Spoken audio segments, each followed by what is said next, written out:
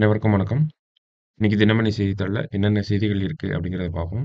முதல்ல பார்த்தோம் அப்படின்னா, நமக்கு திருக்குறள். இன்றைய திருக்குறள பொறுத்தவரைக்கும் என்ன சொல்லியிருக்காங்க அப்படின்னா, "பகை நட்பாக் குன்றொழுகும் பண்புடையாளன் தகைமைக்கண் தங்கிற்று உலகு" அப்படின்னு சொல்லியிருக்காங்க. பகையையும் நட்பாகச் செய்து கொண்டு நடக்கும் பண்புடையவனது பெருந்தன்மையில் உலகம் தங்கி இருப்பதாகும் அப்படின்னு சொல்றாங்க. அதாவது நம்மளுடைய பகைவர்களையும் நம்மளுடைய நட்பாளர்களாக மாத்திக்கிட்டோம்னா, அவங்களுடைய பெருந்தன்மையில தான் இந்த உலகமே தங்கி இருக்கும் அப்படிங்கிறத திருவள்ளுவர் சொல்ல வராங்க. திருக்குறள் எண் 874 அதிகாரம் பகைத்திறம் தெரிதல். ஸோ இன்றைய முக்கியமான செய்திகள் அப்படின்னு பார்க்குறப்ப, தமிழக அரசாங்கம் ஒரு மருத்துவமனைய மருத்துவமனையில ஒரு சில மேம்பாடு பண்ணியிருக்காங்க. என்ன பண்ணியிருக்காங்க அப்படின்னு பார்த்தோம்னா, அரசு இலவச செயற்கை கருத்தரிப்பு மையம். ஓகேங்களா? ரொம்ப முக்கியமான ஒரு விஷயம். நமக்கு பாப்புலேஷன் அடிப்படையில பார்க்குறப்ப, செயற்கை கருத்தரிப்பு மையம் அப்படிங்கிறத குடுத்துருக்காங்க. நாட்டிலேயே முதல் முறையாக சென்னை எழும்பூர் அரசு மகப்பேறு மருத்துவமனையில் இலவச செயற்கை கருத்தரிப்பு மையம் மற்றும் பிரசவ வளாகம் தொடங்கப்பட்டுள்ளது. அதாவது நமக்கு இந்த செயற்கை கருத்தரிப்பு மையம் அப்படின்னு பார்த்தோம்னா, நமக்கு இந்த ஆர்டிஃபிஷியல் இன்செமினேஷன், இன்விட்ரோ ஃபெர்டிலைசேஷன் இந்த மாதிரி நெறைய விஷயங்கள் வந்து இருக்கு. ஓகேவா? நமக்கு வந்து செயற்கையாக கருத்தரிப்பு பண்றது தான் செயற்கை கருத்தரிப்பு மையம் அப்படின்னு சொல்றோம். ஓகேங்களா? இதுவரைக்கும் தமிழகத்த பொறுத்தவரைக்கும் பார்த்தோம்னா, இந்த செயற்கை கருத்தரிப்பு மையங்கள் அப்படிங்கிறது தனியார் மருத்துவமனைகள்ல மட்டும் தான் இருந்துச்சு. அரசு மருத்துவமனையில இதுவரைக்கும் இல்லாம தான் இருந்துச்சு. அந்த வகையில தமிழகத்துல முதல் முறையா அரசு மருத்துவமனையில இந்த செயற்கை கருத்தரிப்பு மையம் அப்படிங்கிறத தமிழக அரசாங்கம் உருவாக்கியிருக்காங்க. அதுவும் பார்த்தோம்னா, நாட்டிலேயே முதல் முறையாக அப்படிங்கிறத சொல்றாங்க. எதற்காக நாட்டிலேயே முதல் முறையாக அப்படின்னு சொல்றாங்கன்னா, நமக்கு ஆல்ரெடி மத்த மாநிலங்கள்ல இருக்கு. மகாராஷ்டிரா போன்ற மாநிலங்கள்லலாம் நமக்கு ஆல்ரெடி அரசாங்கத்தினுடைய செலவுல மருத்துவமனையில நமக்கு இந்த செயற்கை கருத்தரிப்பு மையங்கள் அப்படிங்கிறது இருக்கு. இப்ப எதற்காக நாட்டிலேயே முதல் முறையாக அப்படின்னு சொல்றாங்கன்னா, மத்த மாநிலங்கள்ல இருக்கக்கூடிய செயற்கை கருத்தரிப்பு மையங்கள் வந்து இலவசமா கிடையாது. அங்க வந்து மக்கள் பணம் செலுத்தியாகணும். அ கிட்டத்தட்ட ஒரு ரூ. 10,00,000 அளவுக்கு செலவாகுறதுக்கான சாத்தியக்கூறுகளும் இருக்கும், மத்த மாநிலங்கள பொறுத்தவரைக்கும். ஆனா, தமிழக அரசாங்கம் தான் நாட்டிலேயே முதல் முறையாக இந்த செயற்கை கருத்தரிப்பு மையங்கள் அப்படிங்கிறத மக்களுக்கு முற்றிலும் இலவசமாக வழங்கப் போறாங்க. அப்படியாப்பட்ட ஒரு மருத்துவமனைய தான் எங்க தொடங்கி வச்சிருக்காங்க அப்படின்னு பார்த்தோம்னா, அதற்கான மையத்த எழும்பூர் அரசு மகப்பேறு மருத்துவமனையில எழும்பூர் சென்னையில வந்து கொண்டு வந்திருக்காங்க. எக்மோர் அப்படின்னு சொல்றோம் இல்லையா? அங்க தான். சரிங்களா? ஸோ, அப்ப அதற்கான தேவை ஏற்பட்டிருக்கா அப்படின்னு பார்த்தோம்னா, கண்டிப்பா அதனுடைய தேவையும் நமக்கு குடுத்திருக்காங்க. தேவை ஏற்பட்டு இருக்கு அப்படிங்கிறதுக்கான ஒரு நீட் அப்படின்னு நம்ம சொல்லுவோம் இல்லையா இங்கிலீஷ்ல. அது சொல்லியிருக்காங்க. கருவுறாமை ஏற்படுவதற்கு மருத்துவர்களால் பல காரணங்கள் சொல்லப்படுகிறது. என்ன மாதிரியான காரணங்கள் அப்படின்னு பார்த்தோம்னா, உடற்பயிற்சிகள் இல்லாமல் இருப்பது, உடல் பருமனாக இருப்பது, உணவு பழக்கவழக்கங்களில் ஏற்படுகின்ற மாற்றங்கள் போன்றவை கருவுறாமைக்கான காரணங்களாக இருக்கின்றன. கருவுறாமை ஓகேங்களா? ஸோ ரீப்ரொடக்ஷன் அப்படிங்கிறது நேச்சுரலா நடக்காம இருக்கிறதுக்கு பல்வேறு காரணங்கள சொல்லப்படுறாங்க. அதுல சில காரணங்கள நமக்கு குடுத்திருக்காங்க. உலக சுகாதார மையம், வேர்ல்ட் ஹெல்த் ஆர்கனைசேஷன் என்ன சொல்றாங்க அப்படின்னு பார்த்தோம்னா, இந்தியாவில் கருத்தரிப்பின்மை பாதிப்பு என்பது 25 வயதில் இருந்து 45 வயதுக்குட்பட்ட மகளிருக்கு 3.9% இருப்பதை உறுதிப்படுத்தியுள்ளது. இப்ப இந்தியாவுல நமக்கு இந்த கருத்தரிப்பு அப்படிங்கிறது ஓகேங்களா? கருத்தரிப்பின்மை அப்படிங்கிறது 25 டூ 45 இயர்ஸ் ஆஃப் ஏஜ்ல இருக்கக்கூடியவங்களுக்கு 3.9% இருக்கு அப்படின்னு சொல்லி யார் சொல்றாங்கன்னா, WHO வந்து சொல்றாங்க. அப்ப இந்த செயற்கை கருத்தரிப்பு மையம் இலவசமாக அரசாங்கம் குடுக்கறதுக்கான முக்கியமான காரணம் இதுதான். தமிழகத்த பொறுத்தவரைக்கும் கருத்தரிப்பின்மை அப்படிங்கிறது அந்த சதவீதம் 25 வயதிலிருந்து 45 வயதுடையவர்களுக்கு இருக்கக்கூடிய அந்த கிராஃப் அப்படிங்கிறது கன்சிஸ்டன்ட்டா ஒரு சின்ன ரைஸ் ஆயிட்டே இருக்கு. ஓகேங்களா? 2% 1% இருந்துச்சு. அப்புறம் 2.4 இப்ப பார்த்தோம்னா, ஒரு 3.9% அப்படின்னு சொல்லி நமக்கு இந்த கிராஃப் அப்படிங்கிறது ஸ்டடி இன்கிரீஸ்ல இருக்கு. ஓகேங்களா? இப்ப அதனுடைய தேவை ஏற்பட்டிருக்கு. பொதுமக்கள பொறுத்தவரைக்கும் பார்த்தோம்னா, நமக்கு உயர் தரத்தில இருக்கக்கூடிய மக்கள் வந்து அத தனியார் மருத்துவமனைகள்ல போய் அத அந்த ஒரு ட்ரீட்மெண்ட்ட வந்து இது பண்ணிக்கலாம். ஆனா, ஏழை மக்களுக்கு இலவசமாக தான் அரசாங்கம் குடுத்தாகணும். அததான் வந்து பண்ணியிருக்காங்க. சரிங்களா? முதல் மருத்துவமனை அப்படிங்கிறது எங்க வந்திருக்கு? எழும்பூர்ல வந்திருக்கு அப்படிங்கிறத பார்த்தோம். 2வது மருத்துவமனைய பார்த்தோம் அப்படின்னா, மதுரையில இருக்கக்கூடிய ராஜாஜி அரசு மருத்துவமனையில 2வது செயற்கை கருத்தரிப்பு மையம் தொடங்குவதற்கான பணிகள் நடந்துட்டு இருக்கு. விரைவில் தொடங்கப்படும் அப்படிங்கிறத நம்ம சுகாதாரத்துறை அமைச்சர் வந்து சொல்லியிருக்காங்க. சரிங்களா? முக்கியமான விஷயம் நாட்டிலேயே முதல் முறையாக அதுவும் இலவசமா ஒரு செயற்கை கருத்தரிப்பு மையம் அப்படிங்கிறது தமிழக அரசாங்கம் தொடங்கியிருக்காங்க. அததான் இந்த செய்தியில நம்ம பார்க்கிறோம். அடுத்தது பார்த்தோம்னா, ரெப்போ வட்டி விகிதம் அப்படிங்கிறது சொல்லியிருக்காங்க. ஸோ, நமக்கு ரிசர்வ் பேங்க் ஆஃப் இந்தியாவோட மானிட்டரி பாலிசி கமிட்டி அப்படிங்கிறது 2 மாசத்துக்கு ஒரு தடவ நடக்கும். ஓகேங்களா? இதுவே ஒரு கொஸ்டினா கேட்கலாம். ஓகேங்களா? இந்த மானிட்டரி பாலிசி கமிட்டி அப்படின்னு சொல்லுவாங்க. நிதிக் கொள்கை குழு. ஓகேங்களா? எவ்வளோ மாசத்துக்கு ஒரு தடவ நடக்கும்னா, எவ்ரி 2 மந்த்ஸ். ஓகேவா?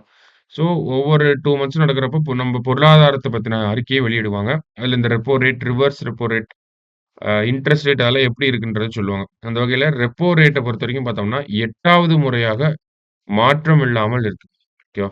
இப்ப ரெப்போ ரேட்னா என்ன அப்படின்னு பார்த்தோம்னா, ஆர்பிஐ இருக்காங்க இல்லையா? ஆர்பிஐ மத்த வங்கிகளுக்கு வந்து கடன் குடுக்கக்கூடிய விகிதம்.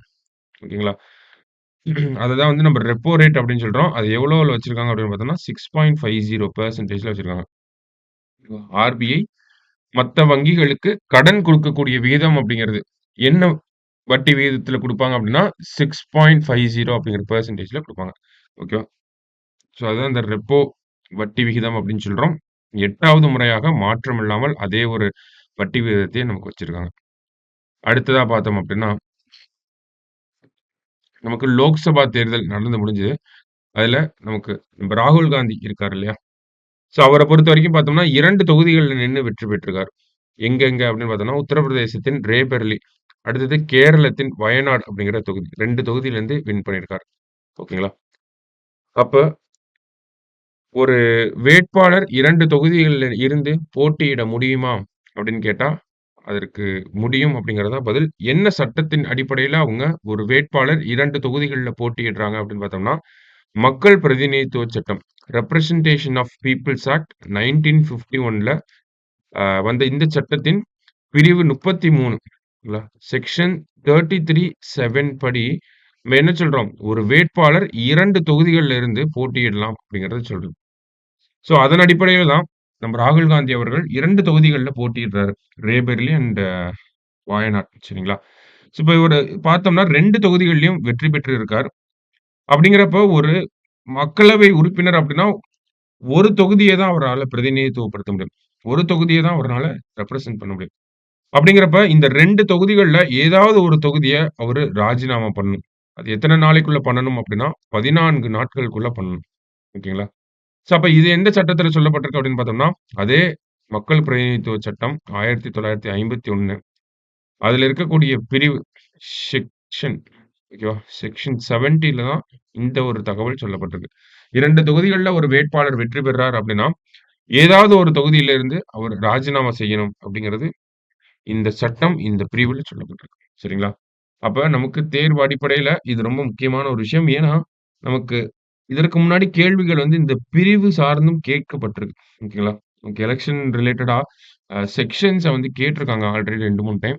அதனால தான் பிரிவையும் நம்ம சட்டம் மட்டும் தெரிஞ்சுக்காம, அதுல இருக்கக்கூடிய உட்பிரிவுகளையும் சேர்ந்து தெரிஞ்சுக்கிறோம். ஓகேங்களா? இந்த ஒரு செய்திய பொறுத்தவரைக்கும் ராகுல் காந்தி அவர்கள் ரேபரேலி மற்றும் வயநாடு அப்படிங்கிற 2 தொகுதியில இருந்து ஜெயிச்சிருக்காரு. அதிலிருந்து ஏதாவது ஒரு தொகுதிய அவர் ரிசைன் பண்ணி ஆகணும். ஓகேங்களா? இந்த ரெசிக்னேஷன் லெட்டர் யார்கிட்ட குடுப்பாங்க? ராஜினாமா கடிதத்தை யார்ட்ட குடுக்கலாம் அப்படின்னு பார்த்தோம்னா, நமக்கு 17வது மக்களவை கலைக்கப்பட்டாலும், அதனுடைய சபாநாயகர் புது சபாநாயகர் வர வரைக்கும் அந்த ஒரு பதவியில இருப்பார் அப்படிங்கிறத நமக்கு அரசியலமைப்பு சார்ந்து படிச்சு வச்சிருக்கோம். ஓகேங்களா? Speaker remains in office till next speaker is elected அப்படிங்கிறத சொல்லியிருப்பாங்க. அப்படிங்கிறப்ப நம்ப ராஜினாமா கடிதத்த திரு ஓம் பிர்லா அவர்கள் ஓகேங்களா? லோக்சபாவோட சபாநாயகர் அவர்கிட்டயும் குடுக்கலாம். அப்படி இல்லாட்டி தேர்தல் ஆணையத்துக்கிட்டயும் குடுக்கலாம் அப்படிங்கிறத சட்ட வல்லுனர்கள் வந்து நமக்கு சொல்றாங்க. ஓகேவா? அதுதான் இந்த ஒரு செய்தியில நம்ம பார்க்குற விஷயமா இருக்கு. அடுத்ததா பார்த்தோம்னா, மக்களவை வரலாற்றில் அதிகபட்சமாக 251 புதிய எம்பிக்கள் மீது குற்ற வழக்குகள் அப்படின்னு சொல்லியிருக்காங்க. என்ன அப்படின்னு பார்த்தோம்னா, நமக்கு இந்த 543 வேட்பாளர்கள் ஐ மீன் 543 எம்பிக்கள வந்து நம்ம தேர்ந்தெடுத்து வச்சிருக்கோம். அதுல அவங்களுடைய குற்ற பின்னணி என்ன அப்படிங்கிறத ஆய்வு பண்ணியிருக்காங்க. அதுல பார்த்தோம்னா, 543 பேர்ல 251 பேருக்கு வந்து குற்ற வழக்குகள் நிலுவையில் இருப்பதாக கூறப்படுகிறது. ஓகேங்களா? ஸோ பெண்டிங்ல இருக்கு cases. Criminal cases are pending அப்படின்னு சொல்றாங்க. ஓகேங்களா? அதுல 27 பேர் குற்றவாளிகளாகவும் இருக்காங்க. ஓகேங்களா? அக்யூஸ்டாவும் ஒரு 27 பேர் வந்து இருக்காங்க. இந்த 543 ஓகேங்களா? ஸோ அந்த ஒரு தகவல நமக்கு குடுத்திருந்தாங்க.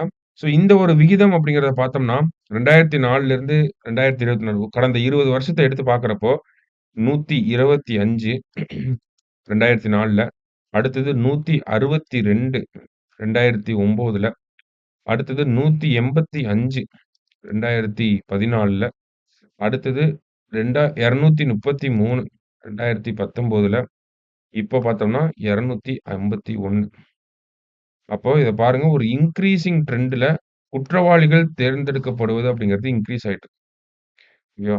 ஸோ இதுதான் இந்த மாதிரியான டேட்டாஸ்லாம் நமக்கு முக்கியம். எங்க அப்படின்னு பார்த்தோம்னா, மெயின்ஸ் பாயிண்ட் ஆஃப் வியூல அனலைஸ் பண்றப்ப, இதெல்லாம் நம்ம சொல்லலாம். அதிகப்படியான குற்ற வழக்குகள் நிலுவையில் இருக்கக்கூடிய வேட்பாளர்கள் மக்களவைக்கு தேர்ந்தெடுக்கப்படுறாங்க அப்படிங்கிறதெல்லாம் நம்ப என்ன கொஸ்டின் கேட்டிருக்காங்களோ அதுக்கு ஏத்த மாரி நம்ம ஆன்சர் பண்றதுக்கு இதெல்லாம் யூஸ் ஆகும். சரிங்களா? ஸோ இந்த டேட்டாஸ் அப்படியே இந்த நம்பர்ஸ் தெரிஞ்சுக்கணுங்கிற அவசியம் கூட கிடையாது. இந்த ஒரு கிராஃப் நமக்கு தெரியணும். மக்களவையில குற்ற பின்னணி இருக்கக்கூடிய குற்ற வழக்குகள் நிலுவையில் இருக்கக்கூடிய வேட்பாளர்களின் எண்ணிக்கை அப்படிங்கிறது தொடர்ச்சியா சீரான வேகத்துல வளர்ந்துட்டே வருது அப்படிங்கிறத நம்ம தெரிஞ்சுக்கணும். ஓகேவா? அதுதான் இங்க பார்க்கணும். அடுத்தது பார்த்தோம்னா, மின்சார வாகனத்துக்கு சூரிய சக்தி மூலம் மின்னூட்டம் அளிக்கும் அடாப்டர் குடுத்திருக்காங்க.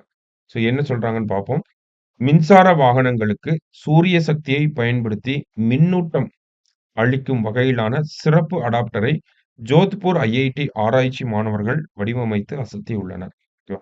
ஸோ ஐஐடி யாரு வடிவமைச்சாங்க? ஜோத்பூர் ஐஐடி என்ன பண்ணியிருக்காங்க அப்படின்னு பார்த்தோம்னா, மின்சார வாகனங்களுக்கு எலக்ட்ரிக் வெஹிக்கிள்ஸ்க்கு சோலார் பேனல்ல இருந்து வரக்கூடிய எலக்ட்ரிசிட்டிய சார்ஜா போடுறதுக்கு ஒரு அடாப்டர கண்டுபிடிச்சிருக்காங்க. ஏன்னா, சோலார் பேனல் இருக்கு அப்படின்னா, அதிலிருந்து வரக்கூடிய கரண்ட் என்ன கரண்ட்டா இருக்கும்னா, டிசி கரண்ட்டா இருக்கும். ஓகேவா?